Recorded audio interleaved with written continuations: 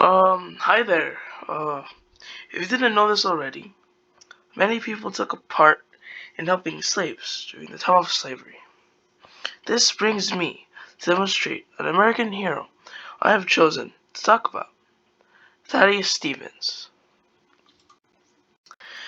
Being named after a Polish general named Thaddeus Kosciuszko, Stevens was born in Danville, Vermont, on the 4th of April in 1792, and was the second of four children.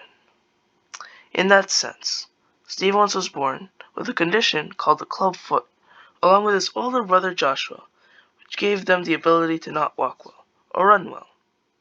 Thaddeus' father, Joshua Stevens, struggled to make a living working as a farmer and a cobbler, along with his mother Sarah Stevens, which soon abandoned the children once time passed.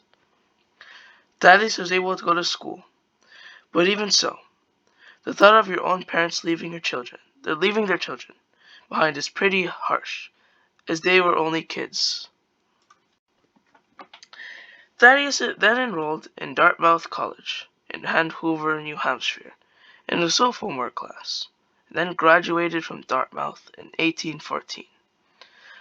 After Stevens began to study law, along with John Mattox in the early 1815, started conversing with Samuel Merrill, who came to York, Pennsylvania to become preceptor of York Academy. In that sense, Stevens went out to Gettysburg to get into more of what politics had in store for him. In Gettysburg, Stevens got involved in politics and served in 6 one-year terms on the Borough Council in between 1822 and 1831. Stevens, who was a representative, fought against the disenfranchisement of the African Americans and the black suffrage in Pennsylvania at the 1837 Pennsylvania Constitutional Convention. Being a representative, Stevens supported in helping slaves to be free, and even personally assisting slaves in the Underground Railroad. Through his spies, he kept an eye out for slave catchers in the town, and his home became a station in the Underground Railroad, and the slaves were on their way to freedom, or as they called it, the Promised Land.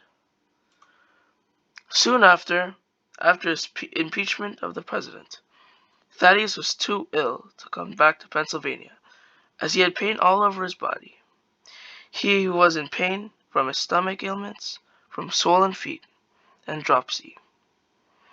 In August of 1868, he was unable to leave the house, as then he sucked on ice to relieve pain.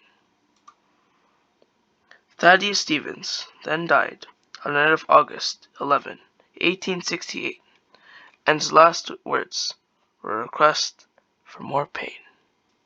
Thank you.